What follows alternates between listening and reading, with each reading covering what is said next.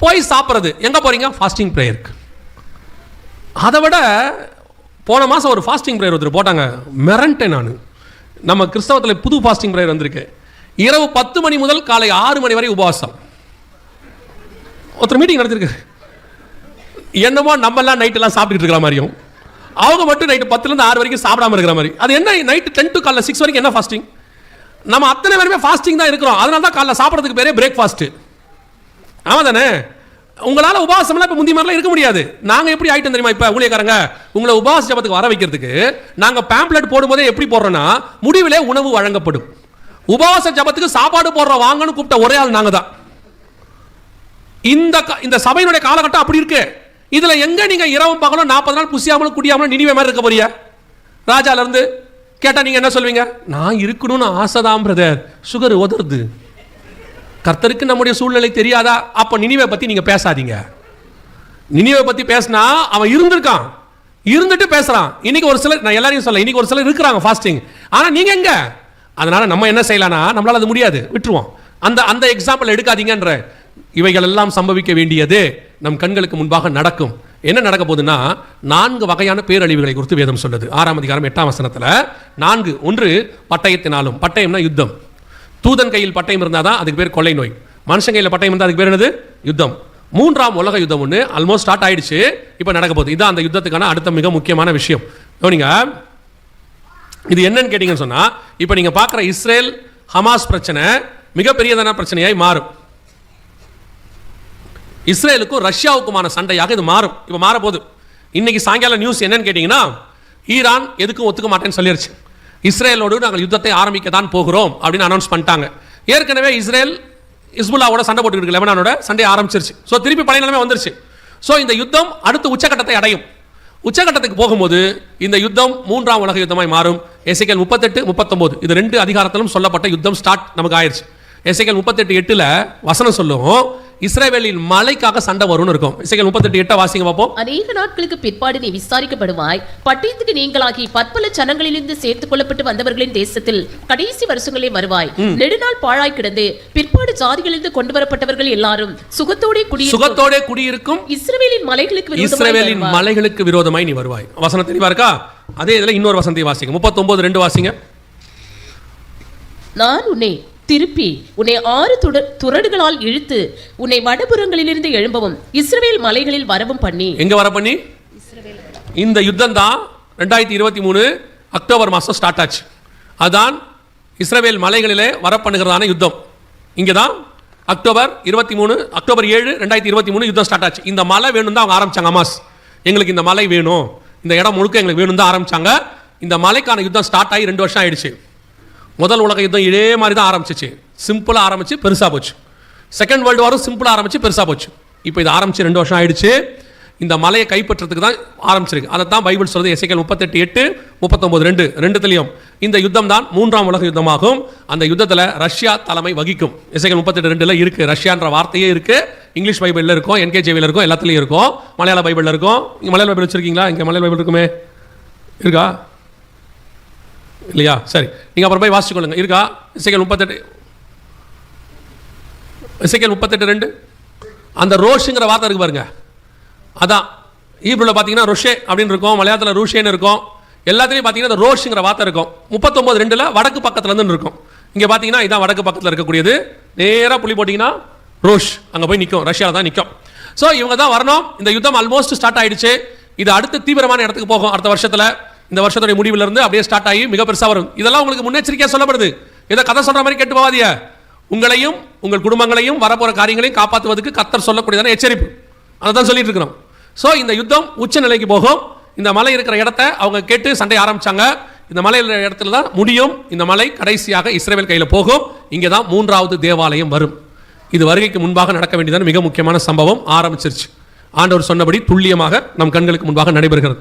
2வது பட்டயத்தினாலும் 2வது பஞ்சத்தினாலும் மிக பெரியதான பஞ்சம், உலகளாவிய பஞ்சம் வருகிறதாக UN ரிப்போர்ட் சொல்லியிருக்கு. நல்லா கவனிங்க, இது UN ரிப்போர்ட். அவங்க என்ன சொல்லியிருக்கிறாங்கன்னா, மிகப்பெரிய அளவில் பஞ்சம் வருதுன்னு சொல்லியிருக்கிறாங்க.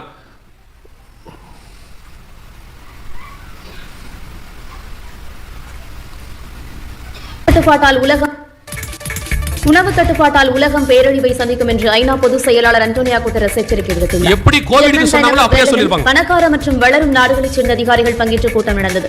இந்த கூட்டத்தில் கலந்து கொண்டு பேசிய ஐநா பொதுச் செயலாளர் அன்டோனியோ குட்டரஸ் பருவநிலை மாற்றம், கொரோனா ஆகியவை முன்னெப்போதும் இல்லாத அளவிற்கு பட்டினி பிரச்சனையை உருவாக்கின என தெரிவித்தார். உணவு கிடைக்காத பிரச்சனை உலக அளவில் உணவு தட்டுப்பாடாக மாறும் என்றும், உணவு தட்டுப்பாட்டால் உலகம் பேரழிவை சந்திக்கும் எனவும் எச்சரித்தார். இது ஐநா சபை ரிப்போர்ட் கொடுத்துருச்சு. 2030க்குள்ள இந்தியாவில் மட்டுமே 9 கோடி பேருக்கு ஆகாரம் இருக்காதான். இங்க பாருங்க,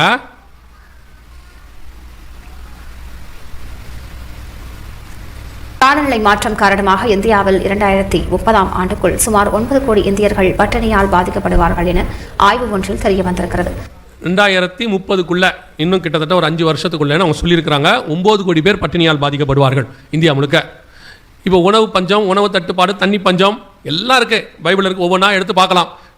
ஓசியா 4:3, செப்பனியா 1:3 எல்லாம் எடுத்து பார்த்தீங்கன்னா மிகப்பெரிய அளவில் மிருகங்கள் சாகும்னு இருக்கு. இப்போ செத்துக்கிட்டே இருக்கு. கென்யாவில் நீங்கள் போய் பார்த்தீங்கன்னு சொன்னால் மிகப்பெரிய அளவில் மிருகங்கள் சாகுது. ஜிம்பாபேல சாகுது. கடுமையான வறட்சியால் குடிக்க தண்ணீரின்றி யானைகள் செத்துமடியும் பேரழிவு ஏற்பட்டுள்ளது. 205 யானை செத்து. நாடான கென்யாவில் கடுமையான வறட்சியால் குடிக்க தண்ணீரின்றி யானைகள் செத்துமடியும் பேரழிவு ஏற்பட்டுள்ளது. உயிருக்கு போராடும் யானை குட்டிக்கு குடிநீர் வழங்கும் பணியாளர்கள். 205 யானை செத்து போச்சு. ஜிம்பாபேல போய் பார்த்தீங்கன்னு சொன்னால் சொல்லியிருக்கிறாங்க 700 விலங்குகளை அடித்து சாப்பிட சொல்லி அரசாங்கமே சொல்லிருச்சு. அவ்வளோ பஞ்சம். செப்பனியா 1:3 இருக்குது, ஓசியா 4:3 இருக்குது. எல்லாம் பைபிள் ஆண்டவர் சொன்னது நம்ம கண்ணுக்கு முன்னாடி அப்படியே நடந்துக்கிட்டு தான் இருக்குது. இது எதுக்காக எழுதி கொடுத்தாருன்னா, இது நடக்கும்போது பார்த்து உணர்வடைகிறதுக்கு. என்ன பண்ணணும்? உணர்வடையணும். இது பஞ்சத்தினுடைய மிக மோசமான காலம். 3வது அங்கே என்ன இருக்குது? சாவினாலும் மிகப்பெரியதான இயற்கை பேரழிவு. சவுண்ட் கட் பண்ணு. இயற்கை பேரழிவுகள் இங்கே இருக்கு பாருங்க. எந்த காலத்திலும் இல்லாத அளவுக்கு மிகப்பெரிய இயற்கை பேரழிவுகள் இப்போ நடந்துட்டு இருக்கு. ஐஸ்லாண்டில் மட்டும் 40 கிலோமீட்டருக்கு. ஐஸ்லாண்ட் நீங்கள் நினச்சிக்காதீங்க ஏதோ இதெல்லாம் வந்துட்டு ஏதோ சவுதி அரேபியாவில் இது மாதிரி. ஐஸ்லாண்டில் 40 கிலோமீட்டருக்கு எரிமலை வெடிச்சு எரிஞ்சு போச்சு. இது ஜப்பானில் டோட்டலாக ஒரு ஊரே காலி. இது லிபியாவில் கிட்டத்தட்ட டேம் உடஞ்சி ஒரு ஊர் மொத்தமே 3000 பேருக்கு மேலே அட்ட ஸ்டெச்சில் அடிச்சுட்டு போயிட்டாங்க. மிகப்பெரியதான ஒரு ஊர் முழுக்க போயிடுச்சு. எல்லா காலத்திலும் இல்லாத அளவுக்கு இயற்கை பேரழிவு இப்போ அதிகமாகிட்டு இருக்கு. அது எல்லாத்த விட மிக மோசமாக பூமி அதிர்ச்சி, பஞ்சம் எல்லா பக்கமும் போயிட்டு இருக்கு. இப்போ என்ன சொல்லியிருக்காங்கன்னு கேட்டிங்கன்னா கவனிங்க, இது ஜப்பான் சொன்னது. 3 லட்சம் பேர் பாதிக்கப்படுற ஒரு பூமி அதிர்ச்சி, மெகா பூமி அதிர்ச்சி வருதுன்னு ஜப்பானுடையதான ரிப்போர்ட் கொடுத்துருக்கு. அவங்களுடைய நில அதிர்வு 3 லட்சம். இது வந்தது இந்த வருஷம் 7ஆம் மாதம், ஏப்ரல் 7ஆம் தேதி, 25வது வருஷம். பேப்பரில் வந்த நியூஸ். 3 லட்சம் பேர் பாதிக்கப்படுற அளவுக்கு பூமி அதிர்ச்சி வரப்போகுது. இந்த 2-3 வருஷத்துக்குள்ள மட்டுமே 1000 கணக்கில் பூமி அதிர்ச்சி நடந்திருக்குதான் வேர்ல்டு ஃபுல்லாக. 1000 கணக்கில். சில இடங்கள்லாம் 24 மணி நேரத்தில் 60 தடவை 70 தடவை பூமி ஆடி இருக்குதான். எத்தனையோ இடங்களில் 900 தடவை பூமி ஆடி இருக்குதான். ஆண்டவர் சொன்ன பூமி அதிர்ச்சியோட காலம் இது. உலகத்திலேயே உண்டானதுலேருந்து அவங்க சொல்கிறாங்க, கணக்கு வச்சதுலேருந்து 6 பெரிய பூமி அதிர்ச்சி தான் நடந்திருக்கான். அதில் ஒன்று நம்ம காலத்தில் ரஷ்யாவில் நடந்திருக்கு, 8.6. ஆண்டவர் சொன்ன எல்லா அடையாளங்களும் கண்களுக்கு முன்பாக நடக்குது. கடைசியாக 4வது ஒன்று சொன்னார் பாருங்களேன், துஷ்ட மிருகங்களினால். அப்படின்னா என்னன்னா நேரடியாக மிருகத்தினால வர அழிவு அப்படி வச்சுக்கலாம். இன்னொன்று இருக்குது, நல்லா கவனிச்சு பார்த்தீங்களா? கடந்த ஒரு 25 வருஷமா நீங்கள் பார்க்கக்கூடிய எல்லா கொள்ளை நோய்களுக்கு பின்னாடியும் ஒரு மிருகத்தின் பேர் இருக்குது. நல்லா கவனிச்சு பார்த்தீங்களா? அதுவும் துஷ்ட மிருகத்தின் பேராக தான் இருக்கும். குரங்கு காய்ச்சல், மங்கி ஃபீவர்னு ஒன்று வந்தது. எய்ட்ஸுக்கு பின்னாடி சிம்பன்சி குரங்கு, எபோலாக்கு பின்னாடி வவால், பன்றி காய்ச்சல் கேள்விப்பட்டீங்களா? இப்போ கொரோனா வந்துச்சு, அதுக்கு பின்னாடி வவால். எல்லாத்துக்கும் பாருங்க ஒரு மிருகத்தின் பேர் இருக்கும். இப்போ மட்டும் என்ன சொல்றாங்கன்னா, மிகப்பெரிய அளவில் மிருகத்தினால் பாதிக்கப்படுகிறது உலகம் முழுக்க ஆரம்பிச்சிருச்சான். இப்போ கொரோனாவை விட மோசமான எல்லா தொற்று வரப்போது 20 மடங்கு பெருசு என்னென்னமோ சொல்றாங்க. இங்க பாருங்க, இவங்க என்ன சொல்றாங்க பாருங்க. விட மோசமான மற்றொரு பெருந்தொற்றை எதிர்கொள்ள தயாராக இருக்குமாறு உலக சுகாதார நிறுவனத்தின் தலைவர் டெட்ராஸ் அதானம் எச்சரித்துள்ளார். கவனிங்க, அவங்க அதனால என்ன பண்ணியிருக்காங்கன்னா, எல்லா நாடுகளையும் ஒரு மறைவு திட்டம் கொடுத்து ஐநா சபைக்குள்ள கொண்டு வராங்க. உங்க நாட்டுடைய சுகாதாரத்தை நாங்க கையில் எடுக்கிறோம், நீங்க கட்டுப்படுத்த முடியாத அளவுக்கு ஒரு பேரழிவு வரப்போகுது, தேவையான மருந்துங்கிறது எல்லாம் நாங்க தரோம், நீங்க இது பண்ணாதீங்கன்னு டோட்டல் வேர்ல்டுக்கு அமைச்சிருக்காங்க. இதெல்லாம் சாதாரணமான விஷயம் கிடையாது, கேட்கறதுக்கு சாதாரணமா இருக்கு. இப்படிதான் 2018 சும்மா சாதாரணமா சொன்னாங்க. இது அதை விட பெருசுன்னு சொல்றாங்க. அவங்களே தான் சொல்றாங்க. பைபிளும் சொல்லுது கொள்ளை நோய்கள் வரும் என்று சொல்லி. கடைசி காலத்தில் நடக்கணும்னு இருக்கு. 4 வகையான பேரழிவு ஒன்னா வருது. வார், பஞ்சம், இயற்கை பேரழிவு, கொள்ளை நோய், 4 ஒன்னா இருக்கு. இப்போ சமீபத்தில் நடந்த சம்பவம் கவனிங்க. 100 மடங்கு ஆபத்து. கொரோனாவை விட 100 மடங்கு ஆபத்தான வைரஸ்கள் ஆஸ்திரேலிய ஆய்வகத்திலிருந்து மாயமாகி இருப்பதாக அந்நாட்டு அரசு அறிவித்திருப்பது உலக நாடுகளை அதிர்ச்சிக்குள்ளாக்கியுள்ளது. ஏறக்குறைய 315 வைரஸ் காணும். ஒரு கொரோனா வந்ததுக்கே உங்களுக்கு என்ன தெரியும்? 315 வைரஸ் காணும். டெட்லி வைரஸ் சொல்றாங்க. அத்தனையும் மிருகத்தினுடைய வைரஸ் காணும். எங்க போச்சுன்னு ஆஸ்திரேலியாவுக்கு தெரியலங்குது. ஆனால் அது காணாமல் போற மாதிரியே இல்லை, பயங்கர ஹைலி செக்யூர்டு. ஆனால் திடீர்னு சொல்றான் 315 காணும். இதில் தொடர்ந்து இந்த வீடியோ பார்த்தீங்கன்னா அவங்க சொல்லுவாங்க, அந்த வைரஸை எடுத்து மக்கள் மேலே யூஸ் பண்ணால் 15% மக்கள் பாதிக்கப்படுவார்கள். இதே நியூக்ளியர் வார் ஸ்டார்ட் ஆயிருக்கு, இந்த ஸ்டார்ட் ஆச்சுன்னா என்ன சொல்றாங்க? 500 கோடி பேர் வரை பாதிக்கப்படுவார்கள். புதின் சொல்றாரு மனித சமுதாயம் எவ்வளோ அழியும்னு எனக்கு தெரியாதுன்னு சொல்றாரு. வேதம் சொல்லுது அதே வசனத்தில், பூமியில் உள்ளவர்களில் 1/4 பங்கு, பூமியில் உள்ளவங்கள 1/4 பங்கு. இது நம்ம காலத்தில் நடைபெற வேண்டியது. திருப்பியும் சொல்றேன், உங்களுக்கு எச்சரிப்பா தான் இதை நான் உங்களுக்கு சொல்றேன். 2 வகையான ஜனங்கள் இருக்கிறாங்க. ஒன்று நினிவே காலத்து ஜனங்கள், இன்னொன்று நோவா காலத்து ஜனங்கள். நோவா காலத்தில் நோவா அவ்வளோ சொல்லியும் 100 வருஷம் சொல்லியும் உணர்வு இல்லாத ஒரு கூட்டம். வசனம் சொல்லுது வெள்ளம் வந்து வாரிக்கொண்டு போகும் அளவும் உணராது இருந்தார்கள். 8 பேர் தான் தப்பிச்சான். ஆனால் நினிவேல பிரசங்கத்தை அவங்க ஏற்றுக்கொண்டனால ஒரு உயிர் கூட போகாமல் பத்திரமாய் பாதுகாக்கப்பட்டது. இப்போ அதே காரியம்தான் இப்பொழுதும் இருக்கிறது. நீங்கள் யோனா காலத்து ஜனங்களாகவும் இருக்கலாம், நோவா காலத்து ஜனங்களாகவும் இருக்கலாம். உங்களுக்கு சொல்ல வேண்டியதான எச்சரிப்பை சபை, ஆண்டவர் சபைக்கு கொடுக்கிறார். ஆவியானவர் சபைகளுக்கு சொல்லுகிறதை காதுள்ளவன். இது ஏன் நடத்தப்படுது நீங்க நினைக்கிறீங்க? இந்த மாதிரி ஒரு கூட்டம் ஏன் நடத்தப்படுது? சில நேரங்களில் நம்ம என்ன நினைப்போம் தெரியுமா? ஏதோ கன்வென்ஷன் வைக்கிறோம். கிடையவே கிடையாது. விருப்பமும் செய்கையும் உண்டாக்குகிற ஆண்டவர் இவ்வளவு பேரை ஏன் கொண்டு வந்திருக்கிறாரு? ஏன் இதெல்லாம் சொல்லப்படுது அப்படின்னா, நாளைக்கு வரும்பொழுது நீங்க அதுக்கு முன்னாடி ஆயத்தப்பட்டுறணும். இதுல இருந்து ஆயத்தப்பட தொடங்கணும். இல்ல வரும்போது எங்களுக்கு தெரியாது ஆண்டவரே, யாரும் சொல்லல ஆண்டவர், நீங்க சொல்லவும் முடியாது. கர்த்தர் நம்ம மேல் வைத்த கிருபை. ஒரு கூட்டம் இவ்வளத்தையும் கேட்டுட்டு அசால்ட்டா போகும். என்ன சொல்லுவாங்க தெரியுமா? அதெல்லாம் நடக்காதுங்க, அதெல்லாம் கர்த்தர் விட மாட்டாரு. இது வரைக்கும் நடந்துருச்சு, உலகளாவிய நடந்துட்டு இருக்குது. பெரிய பெரியதான பூமி அதிர்ச்சிகள். ஒரு பக்கம் யுத்தங்கள், காசா வார் மாதிரி டபுள் மடங்கு நடக்க போகுது. இன்னொரு பக்கம் மிகப்பெரிய கொள்ளை நோய்கள் எல்லாம் போயிட்டே இருக்கு. இன்னும் சான்ஸ் எடுக்காதீங்க, அதெல்லாம் வராது, நடக்காது, ஆவாது. சடுதியாய் நினையாத நாளிகளே மனுஷர் மேல் அந்த காலங்கள் வரும். இது கர்த்தர் கொடுத்திருக்கிறதான வாய்ப்பு. நமக்கு மனம் திரும்பி அவரோடு கூட ஒப்புரவாடுவதற்கான வாய்ப்பு. சபை திறப்பிலே நிற்க வேண்டிய இடத்துக்கு வந்திருக்கு. பரிசுத்தம் உள்ளவன் இன்னும் பரிசுத்தமாக வேண்டிய இடத்துக்கு வந்திருக்கு. அடுத்து வரக்கூடிய காரியங்களை நீங்க ஃபேஸ் பண்ணணும்னா கர்த்தர் ஒவ்வொருத்தருக்கும் ஒரு கட்டளை வச்சிருக்கிறார். இப்போ எகிப்து முழுக்க வாதை வந்துச்சு. அது இஸ்ரவேல் வீட்டுக்குள்ள வரக்கூடாதுன்னா ஆட்டுக்குட்டி ரத்தம் என்ன பண்ணப்படணும்? பூசப்படணும். பர்டிகுலரா அந்த 1 வயதுள்ள ஆட்டுக்குட்டி எடுத்து பஸ்கா அடிச்சு பூசப்படணும். அது ஒரு வேலை. அதே மாதிரி இஸ்ரவேல்ல வந்த பஞ்சம் எலியாவுக்கு வரக்கூடாதுன்னா கேரித் ஆற்றங்கரையில் போய் தங்கி இருக்கணும். சாரிபாத் விதவையின் வீட்டுக்கு போகணும். அதே மாதிரி தான் ஆண்டவர் சொல்றாரு, இதே மாதிரி வரக்கூடிய காரியங்களில் நீங்கள் பாதிக்கப்படாமல் இருக்கணும்னா சபை கர்த்தருக்குள் நிலை நிற்க வேண்டும். சபைக்குள்ள கர்த்தர் உலாவணும், வீடுகளுக்குள்ள கர்த்தர் உலாவணும். அப்பதான் அந்த வாதை வீடுக்குள்ள வராது. வாதை உன் கூடாரத்தை அணுகாதுன்னா சும்மா சொல்றதுனால மட்டும் நடக்காது. வாதை உன் கூடாரத்தை அணுகாதுன்னு சொல்லிட்டு சாயங்காலம் ஆனா சீரியல் போட்டு உட்காந்துக்கிறது. பையன் ஸ்கூலுக்கு போன உடனே சீரியல் போட்டுறது, அவன் வந்த உடனே வீடியோ கேம்ஸ். இவர் 7 மணிக்கு வந்த உடனே ஐபிஎல். காலையிலேருந்து நைட்டு வரைக்கும் குடும்பமே டிவிக்கு முன்னாடி உட்காந்துருக்கு. ஆனா சொல்லும் போது என்ன சொல்றது? ஆண்டவர் அதெல்லாம் எங்களை விடவே மாட்டார். அவன் சொன்னா உங்க வீட்டுக்குள்ள ஆண்டவரே இல்லை, அப்புறம் எப்படி நடக்காம இருக்கும்? வீட்டுக்குள்ள ஒரு குடும்ப ஜபம் இருக்கா? ஒரு 1 மணி நேரம் ஜபம் இருக்கா? கூடி ஜபிக்க முடியுதா? கேட்டா என்ன சொல்றியா? அது பையன் டியூஷனுக்கு போயிட்டு ஒரு நேரத்துக்கு வரானா, அவர் வேலைக்கு போயிட்டு ஒரு நேரத்துக்கு வராரா, நான் வேலைக்கு போயிட்டு ஒரு நேரத்துக்கு வரேனா, நாங்கெல்லாம் சேர்ந்து ஜபிக்கிறதே கஷ்டமா இருக்கு. அவன் இது நியாயம் தான், நான் ஒத்துக்கிறேன். எவனாவது சாயங்காலம் கல்யாணத்தில் பிரியாணி போறேன்னு கூப்பிட்டா குடும்பமா போக முடியுதா? முடியலையா? முடியுதா இல்லையா? சாயங்காலம் ஒருத்தர் 7 மணிக்கு ஃபங்க்ஷன் வச்சிருக்கான், 8 மணிக்குன்னா காலையிலேருந்து ப்ரிப்பேர் ஆகுறீங்க. நீங்க வீட்டுக்காரருக்கு 7 தடவை ஃபோன் அடிக்கிறீங்க, கிளம்பிட்டீங்களா, கிளம்பிட்டீங்களா, வந்துட்டீங்களா, எங்க இருக்கீங்க? பையன்கிட்ட சொல்லிடுங்க டியூஷன்ல சொல்லிட்டு வந்துடுறா, 1/2 மணி நேரம் முன்னாடியே வந்துரு. இதெல்லாத்த விட கொடுமை, மத்தியானம் சோறே வடிக்கிறது இல்லை, வெறும் ரசம். என்னன்னு கேட்டா சொல்றது, அதான் நைட்டு பிரியாணி திங்க போறமே. நைட்டு திங்கிற பிரியாணிக்கு காலையில இருந்து குடும்பம் ஆயத்தமாகுது. ஒரு பிரியாணி சாப்பிடறதுக்கு ஒரு குடும்பமா இவ்வளவு ஆயத்தம் பண்ண முடியுது, ஏன் ஜபத்துக்கு ஆயத்தமாக முடியவில்லை? அப்படிங்கிற கேள்வியை நான் கேட்கிறேனே, பரலோகம் கேட்குமா கேட்காதா? கன்ஃபார்மா கேட்கும். ஒரு 1 மணி நேரம் கூட குடும்பத்தில் ஆண்டவருக்கு டைம் கொடுக்க மாட்டேங்கிறீங்க. உங்க குடும்பத்தை கொண்டு போய் பரலோகத்தில் என்ன செய்யறது? இங்கேயே ஜபிக்க உங்களுக்கு பிராக்டிஸ் இல்ல. ஆராதனைக்கு வானா தொடங்கி 1/2 மணி நேரம் கழிச்சு வரீங்க, முடியறதுக்கு 1/2 மணி நேரம் 10 நிமிஷத்துக்கு முன்னாடியே போயிடுறீங்க. என் ஆத்மாவே கர்த்தரை சோதரேன்ட்டு பாஸ்டர் கண்ட திறந்தா அனாதியா நிக்கிறாரு, பாதி போயிருச்சு. நிறைய சர்ச்சில் அதான் நடக்குது, போயிட்டே இருக்கு. அதுல உள்ள வரும்போதே பயங்கர ப்ரீ பிளான்டு. மனைவிட்ட சொல்லி அனுப்புறாரு கணவர், முடியும் போதே வந்துரு, டிராபிக் ஆயிரும், வண்டி எடுக்க முடியாது. என்ன பிளானிங்? ஏன் ஒரு 1/2 மணி நேரம் இருந்துட்டு போனதா என்ன?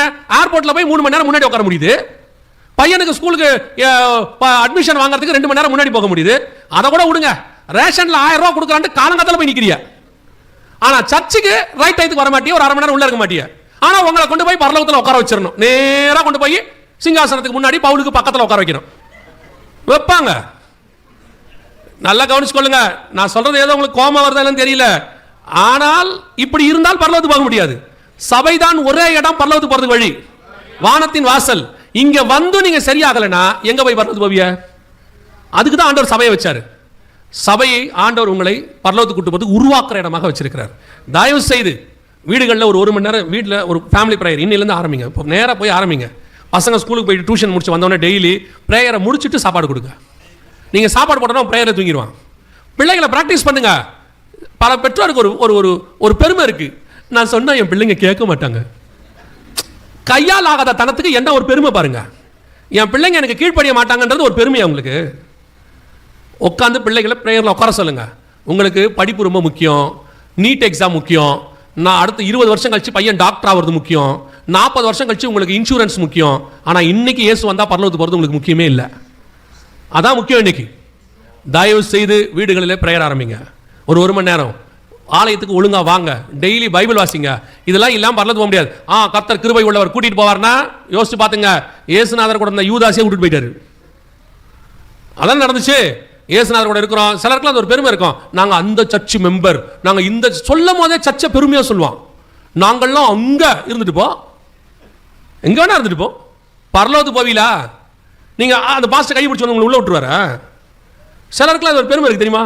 எனக்கு அகஸ்டின் ஜெபக்குமார் அண்ணனை நல்லா தெரியும், மோகன் சி அண்ணனை தெரியும், எம்டி ஜெகனை தெரியும். தெரிஞ்சா நாங்கள் என்ன கூட்டு போய் உள்ள விடுவோமா? நாங்கள் போகிற வழியை மட்டும்தான் நாங்கள் பார்க்க முடியும். இங்கே வேணா சொல்லுவோம் வழி பரலோகத்துக்கு வழி போகிறதுக்கு என்ன இருக்குன்ட்டு. சிலருக்கு அதில் ஒரு பெருமை. எனக்கு அவரை தெரியும், இவர் யாரை தெரிஞ்சும் பிரயோஜனம் இல்லை. இயேசுநாதரை தெரியுமா? அவர் தான் பரலோகத்துக்கு கூட்டு போகிற ஒரே ஒருத்தர் இருக்கிறார். அல்லேலூயா. ரொம்ப கேர்ஃபுல்லாக இருந்து கொள்ளுங்க. கடைசி காலத்தோட கடைசி உச்சத்தில் இருக்கிறோம். எப்போ வேணாலும் வருகை வரும். அதோடு கூட இந்த சம்பவங்கள் நடக்க போது இவைகளுக்கு தப்பி மனுஷகுமாரனுக்கு முன்பாக நிற்க பாத்திரவான்களாக இருக்கும்படி விழித்திருந்து ஜெபம் பண்ணுங்கன்னு இருக்கு. இனி காலம் கண்டிப்பாக செல்லாது. கர்த்தருக்கு சித்தமானால், அவர் தெரியாது, அவர் வரும் நாளாகிலும் நாளிகையாகிலும் பிதா ஒருவரை தவிர மற்ற ஒருவனையும் அறியான்னு இருக்கு. அதனால இயேசு எப்போ வருவான்னு தெரியாது. ஆனால் நான் விசுவாசிக்கிறேன், நம்முடைய ஜெனரேஷனில் இயேசுவின் வருகையை பார்ப்பதற்கு நிறைய வாய்ப்பு இருக்கிறது. ஏன்னா எந்த காலத்திலும் இல்லாமல் இந்த 75 வருஷத்துல தான் இஸ்ரவேல்னு ஒரு தேசம் வந்திருக்கு. எருசலேம்னு ஒரு பட்டணம் தலைநகராக மாறி இருக்கு. இந்த காலத்தில் தான் எல்லா காரியங்களும் நடைபெறுகிறது. அதனால நம்முடைய தலைமுறையில் பார்க்க வாய்ப்பு இருக்கு. ஒவ்வொரு நாளும் ஆயத்தப்படுங்க. ஒருவேளை இந்த வருகையில் போகிறதுக்கு நான் என்ன செய்யணும் அப்படின்னு கேட்டால் 7 காரியங்கள் நீங்கள் செய்யணும். அதை மட்டும் வரிசையாக சொல்லிட்டு நான் முடிக்கிறேன். முதலாவதாக, இயேசு கிறிஸ்துவின் ரத்தத்தினாலே பாவ மன்னிப்பின் நிச்சயத்தை பெற்றிருக்க வேண்டும். இயேசு என் பாவத்தை மன்னிச்சாருங்கிற நிச்சயம் இருக்கணும். அப்படி என்ன, அது எப்படிங்க நிச்சயம்? பாவ மன்னிப்பு வந்த உடனே உங்களுக்குள்ள ஒரு சந்தோஷம் வரும். அதற்கு பேர் ரட்சண்ய சந்தோஷம்னு பேர். அது வந்துச்சுன்னா ஆண்டவர் உங்க பாவத்தை மன்னிச்சிட்டாருன்னு அர்த்தம். சிலர் கேட்பாங்க, நாங்கள் 2 தலைமுறை கிறிஸ்டின், 3 தலைமுறை கிறிஸ்டின், நாங்களாம் ரெகுலரா ஜென்ரேஷனாக சர்ச்சுக்கு போகிறோம். நீங்கள் ஜென்ரேஷனாக போங்க, இல்லை மில்லியனமாக சர்ச்சுக்கு போங்க, ஒரு பிரச்சனையும் இல்லை. ஆனால் பாவம் மன்னிக்கப்பட்டால் தான் பரலோகத்துக்கு போக முடியும். ஏன்னா பிறக்கும் போதே எதில் தான் பிறந்திருக்கிறோம்? பாவத்தில் பிறந்திருக்கிறோம். 2வது, பிதா குமாரன் பரிசுத்தாவின் நாமத்தினாலே தண்ணீரில் மூழ்கி ஞானஸ்நானம் எடுத்திருக்கணும். நான் குழந்தையில் எடுத்தேன், சின்ன வயசில் எடுத்தேன், கொடிக்கு கீழே எடுத்தேன். இது எந்த ஞானஸ்நானமும் பைபிளில் இல்லை. ஒரே ஞானஸ்நானம் இருக்குது, தண்ணியில் மூழ்கி எடுப்பது. சிலர்லாம் கேட்குறாங்க, கல்ல ஞானஸ்நானம் எடுத்தானா? அவன் எடுக்கல தானே அப்படின்றாங்க. பக்கத்தில் இருந்த இயேசுநாதர் எடுத்தாரா இல்லையா? எடுத்தார் தானே. இப்போ நீங்கள் கல்லனை பார்க்குறீங்களா, இயேசுநாதரை பார்க்குறீங்களா? நீங்கள் கல்லனாக இருந்தால் கல்லனை பாருங்க, நல்லவனாக இருந்தால் இயேசுநாதரை பாருங்க. அவ்வளோ பெரிய தேவன் எடுத்திருக்காரு, அது அவன் கண்ணுக்கு தெரியல. பக்கத்தில் இருக்கிற கல்லை எடுத்தானா? இவன் கல்லன், அதனால தான் அவனை கேட்டுக்கிட்டு இருக்கான். இப்போவும் சொல்கிறேன், கல்லன் ஞானஸ்நானம் எடுக்கவில்லை, அவன் பரலோகத்துக்கு போல பரதீசிக்கு தான் போனான். பழைய ஏற்பாட்டு பரிசுத்தவான பிரமாணத்தில் இருக்கிறான் அவன். ஆனால் புதிய ஏற்பாட்டு பிரமாணம், ஒருவன் ஜலத்தினாலும் ஆவினாலும் பெறவாவிடில் பரலோக ராஜ்யத்தில் பிரவேசிக்க முடியாது. பரலோகத்துக்கு போகணும்னா ஞானஸ்நானம் எடுத்தால் தான் போக முடியும். எந்த ஞானஸ்நானம் எடுக்கணும்? ஞானம் வந்த பிறகு எடுக்கிற ஸ்நானம், அதுக்கு பேர் தான் ஞானஸ்நானம். எது ஞானம்? கர்த்தருக்கு பயப்படுதலே ஞானத்தின். எது கர்த்தருக்கு பயப்படுதல்? தீமை விட்டு விலகுதலே கர்த்தருக்கு பயப்படுகிற. அப்போ ஞானஸ்நானம் எப்போ எடுக்கணும்? தீமை விட்டு விலகி கர்த்தருக்கு பயந்து இனி பாவம் செய்ய மாட்டேன் அறிக்கை செய்து பாவத்துக்கு மரித்து நீதிக்கு உயிர்த்தெழுதல். இந்த ஞானஸ்நானத்தை எடுக்கணும். எடுத்திருக்கீங்களா? இல்லைன்னா எடுக்கணும். எடுத்தால் தான் பரலோகத்துக்கு போக முடியும். 3வது, எபேசியர் 4:30 சொல்லுது, மீட்கப்படும் நாளுக்கென்று முத்திரையான பரிசுத்த ஆவியை துக்கப்படுத்தார். மீட்கப்படும் நாளுக்கென்று முத்திரை அவர் தான். சிலர் கேட்குறாங்க, பரிசுத்தாவின் அபிஷேகம் நம்ம தனியாக பெறணுமா? நம்ம ரட்சிக்கப்பட்ட உடனே வந்துடலையா கூட? இப்போ ரட்சிக்கப்பட்ட உடனே 12 பேர் இயேசுநாதர் கூடயே டிராவல் பண்ணானா 3.5 வருஷம் பரிசுத்த ஆவி அவனுக்குள்ள இருந்துச்சா இல்லையா? இல்லை, அவர் சொன்னார் பரிசுத்தாவி உங்களிடத்தில் வருகிற வரைக்கும் நீங்கள் என்ன பண்ணுங்க, காத்துருங்கன்றாரு. அதான் அர்த்தம். இயேசுநாதர் கூடவே இருந்தாலும் அபிஷேகம் பெறணும்னு அவசியம். சபைக்கு நீங்கள் ரட்சிக்கப்பட்டு வந்தாலும் அபிஷேகம் பெற வேண்டியது அவசியம்.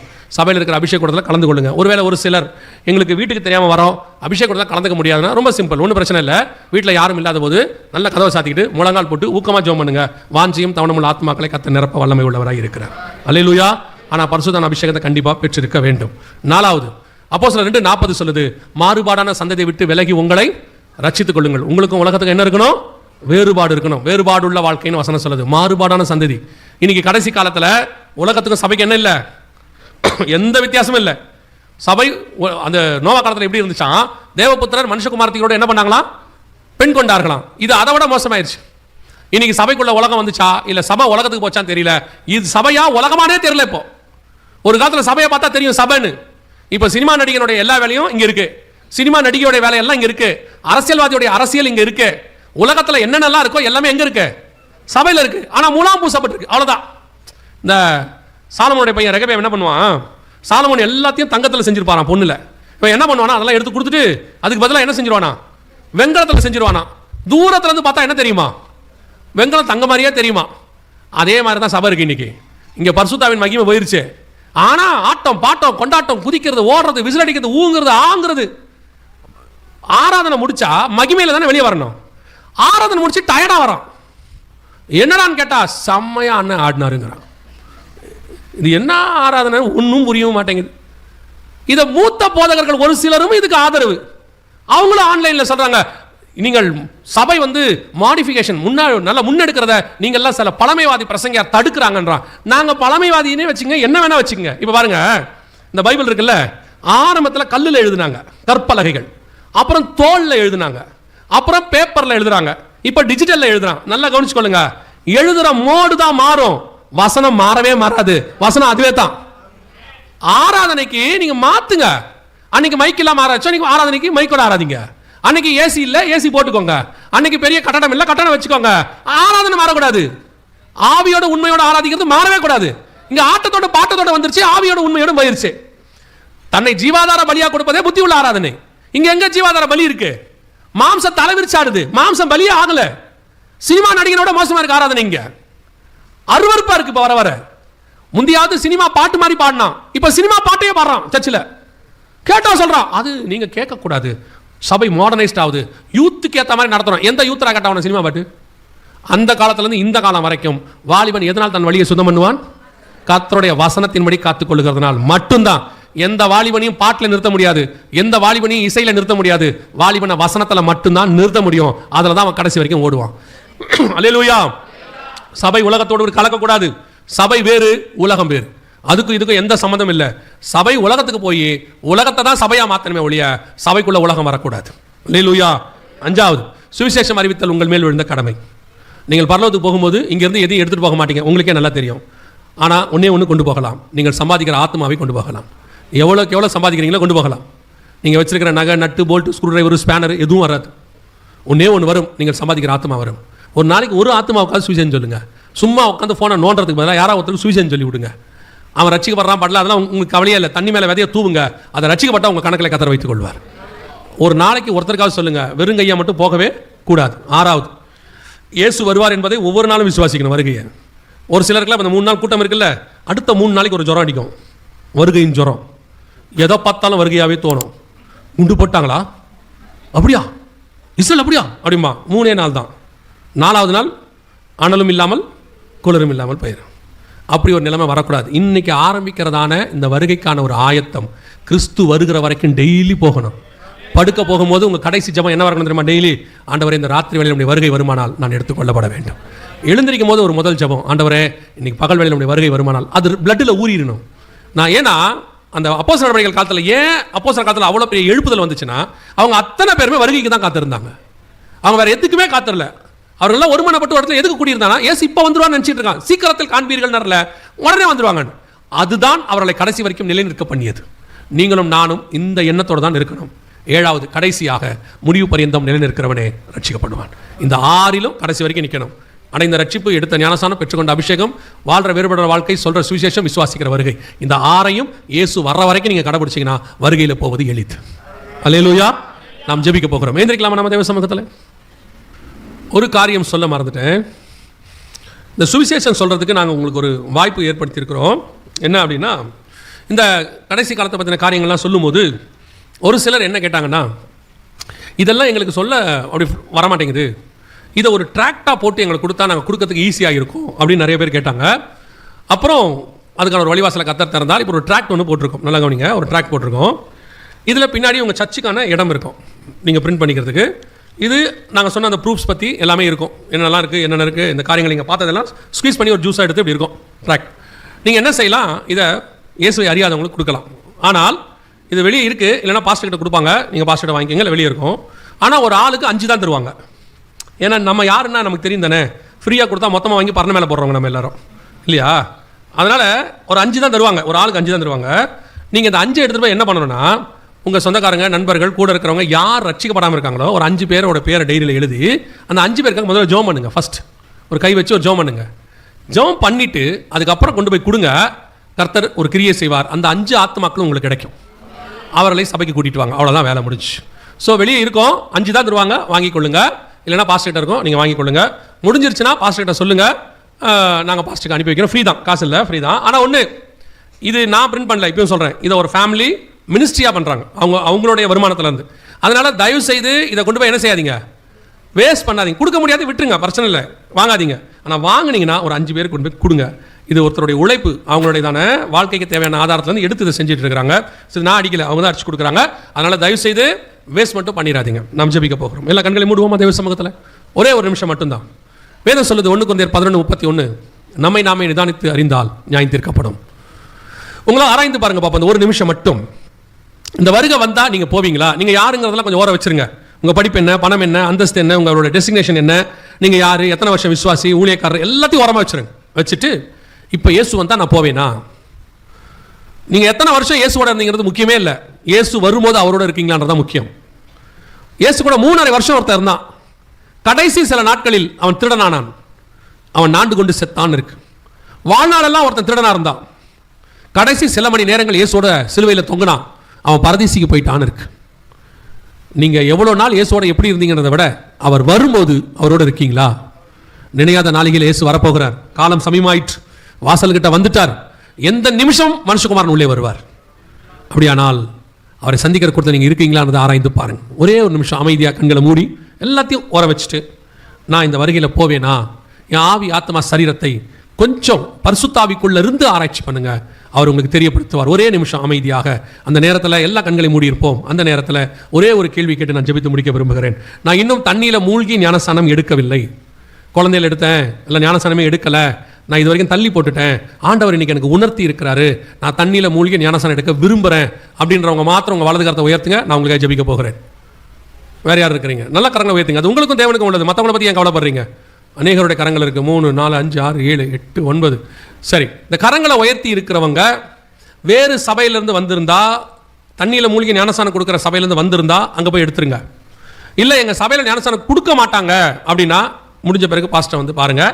இந்த சபையில் உள்ளவங்களும் முடிஞ்ச உடனே பாஸ்டர் வந்து நீங்கள் பாருங்கள். ஞானஸ்நானம் எடுக்கிறதுக்கு என்ன செய்யணும்னு அவங்க உங்களுக்கு சொல்லுவாங்க. கரங்களை கீழே போடுவோம், நாம் ஜெபிக்க போகிறோம். எல்லா கண்களையும் மூடுவோம். ஆண்டவர் என்னோடு கூட இடைப்பட்டு இருக்கிறார், உணர்த்தி இருக்கிறார். அவர் வரும்போது நானும் என் வீட்டாரும் போகணும். நாங்கள் குடும்பம் அந்த வருகையில் போகணும். வெறுங்கையா போகக்கூடாது, ஒரு ஆத்துமாக்களோட போகணும். இன்னையிலிருந்து அப்படி ஒரு தீர்மானம். நான் ஆயத்தப்பட்டு ஒரு கூட்டத்தை நான் ஆயத்தப்படுத்த போகிறேன். இன்னைக்கு அந்த உணர்வை கர்த்தர் எனக்கு கொடுத்துருக்கிறாரு. இனி சிலுவை என் முன்னே, உலகம் என் பின்னே. கிறிஸ்துவின் வருகைக்கு ஆயத்தப்படுகிற நான் மாறப்போகிறேன். அப்படி ஒரு தீர்மானத்துக்குள்ள வந்தவங்க எல்லாம் கரங்களை ஆண்டவருக்கு நேராக உயர்த்தி, ஆண்டவர் வரும்பொழுது நான் குடும்பத்தோடு நான் போகணும். வாசல் கிட்ட வந்துட்டாரு, இனி சில நிமிஷம் தான். அடையாளங்கள் எல்லாம் கண்களுக்கு முன்பாக தெரிஞ்சிருச்சு. இனி காலம் கண்டிப்பாக செல்லாது. சர்வ வல்லமை உள்ள எங்கள் ஆண்டவரே, இந்த நாளுக்காக உமக்கு நன்றி. ஆண்டவரே, கரங்களை உயர்த்தி ஜெபித்துக் கொண்டிருக்கிற ஒவ்வொருத்தருக்காக நாங்கள் ஜெபிக்கிறோம். கிருபையுள்ள கரத்தில் தாழ்த்துகிறோம். தேவனாகிய கர்த்தர் அவர்கள் பண்ணுகிற ஜெபத்தை அறிந்திருக்கிறீர். நாங்கள் கரங்களை பார்க்கிறோம், நீர் இருதயத்தை பார்க்கிறீர். ஆண்டவரே, யார் செவ்வையானதாய், ஆயத்தப்பட்டதாய், உண்மையாய் ஜெபிக்கிறார்களோ அப்படிப்பட்ட ஒவ்வொருத்தருக்காய் நாங்கள் ஜெபிக்கிறோம். நீர் வரும்பொழுது உடைய வருகையிலே மறுரூபமாகிற கூட்டத்திலே, பறந்து போகிற கூட்டத்திலே உமக்கு சித்தமானால் இங்கு இருக்கிற அத்தனை பேரும் காணப்பட கிருபை பாராட்டும். ஆண்டவரே, எங்களை நம்பி கொடுத்த ஆத்துமாக்களில் ஒன்றை கூட நாங்கள் விட்டு வரக்கூடாது. ஆண்டவர், எல்லாவற்றையும் கொண்டு வந்து உங்களுடைய களஞ்சியத்தில் சேர்க்க கர்த்தர் கிருபை தருவீராக. இவர்களுக்கு விரோதமாய் போராடுகிற எல்லா அந்த காலத்தின் ஆவிகளை கடிந்து கொள்கிறோம் அப்பா. எங்கள் சபை இன்னும் பரிசுத்தமுள்ள சபை பரிசுத்தமாகட்டும், நீதி உள்ள சபை இன்னும் நீதி செய்யட்டும், மகிமை மேல் மகிமை அடைந்து நாங்கள் சீயோனிலே காணப்பட கர்த்தர் கிருபை தருவீராக. அப்பா, ஸ்நானத்துக்கு ஒப்பு கொடுத்த பிள்ளைகளுக்கு ஸ்தோத்திரம். சீக்கிரத்தில் எடுக்க கர்த்தர் கிருபை பாராட்டும். இந்த திருச்சபைக்காக ஊழியக்காரருக்காக மிகுந்த பிரயாசப்பட்டு நடத்தி இருக்கிறாங்கப்பா. இதுக்கான வர ரிசல்ட்டை அவர்கள் கண்கள் காண கர்த்தர் கிருபை தருவீராக. இதற்காக ஜெபித்த, உழைத்த, ஒத்துழைத்த, கொடுத்த ஒவ்வொருத்தரையும் கர்த்தர் ஆசீர்வதிப்பீராக. இங்க வந்திருக்கிற ஒவ்வொருத்தருக்காக உமக்கு ஸ்தோத்திரம். வந்த ஜனங்கள் அத்தனை பேரும் சுகபத்திரமாய் வீடு போய் சேர கிருபை பாராட்டும். எங்களா